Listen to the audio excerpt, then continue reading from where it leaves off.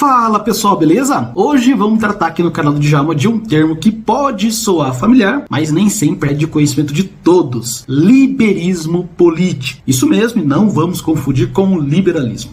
A gente vai explicar aqui o que é o liberismo, sua diferença em relação aí sim ao liberalismo e como ele influencia a política, a economia em todo o mundo, inclusive aqui no nosso país Brasil. Então, meus caros e minhas caras, cola no Djalma.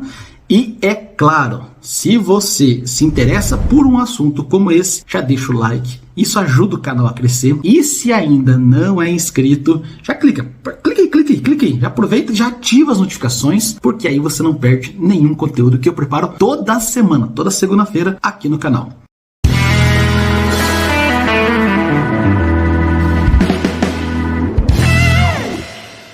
Bora lá? Vamos de filosofia? Primeiro, vamos esclarecer que o liberismo político não é a mesma coisa que o liberalismo, perfeito?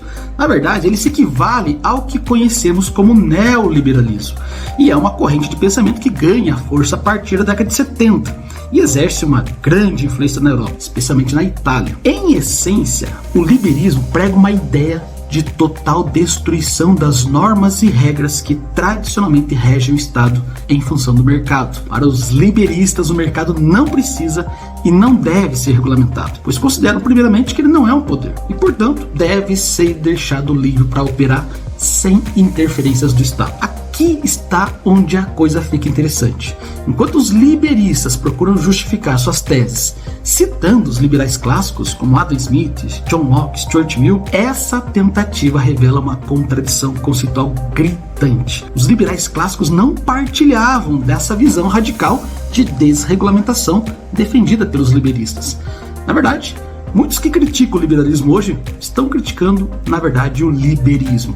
A grande diferença entre os dois está no foco. Enquanto os liberais clássicos buscavam limitar o poder do Estado e promover uma sociedade mais justa, os liberistas estão mais preocupados em libertar a economia das regulamentações e intervenções estatais. Um exemplo concreto disso pode ser visto na crise financeira de 2008.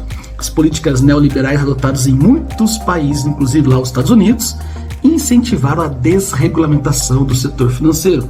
Isso levou a práticas arriscadas pelos bancos e outras instituições financeiras, resultando no colapso de grandes bancos e uma crise econômica global. No Brasil, a gente viu algo semelhante com a reforma trabalhista, em 2017, que flexibilizou as leis trabalhistas na tentativa de estimular a economia, mas também gerou um grande debate intenso sobre a precarização das relações de trabalho. Depois de algum tempo, vocês vão convir comigo que essas reformas nem sempre conseguiram atingir o seu propósito, nem sempre produziram uma justiça social. E essas ações se enquadram muito mais no ideal liberista do que de uma perspectiva liberal. Perceberam essa diferença do foco em cada uma dessas posições teóricas? Aqui está outra diferença crucial. Os liberais acreditam que a esfera pública é o lugar onde os valores mais elevados podem ser debatidos, confrontados, enquanto os liberistas tendem a eliminar essa esfera pública e focar exclusivamente na vida privada. Só que vejam, em uma sociedade verdadeiramente liberal, questões como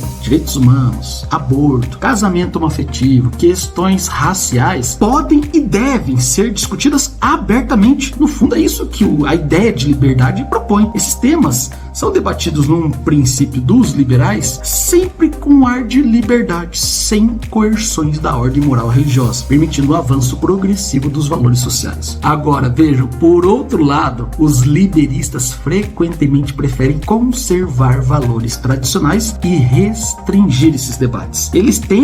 Os liberistas tendem a impedir que temas como esse sejam discutidos na esfera pública, mantendo o status quo de quem está participando e está dentro dessa estabilidade, e a única ideia sobre isso é em relação à liberdade econômica do mercado, somente isso.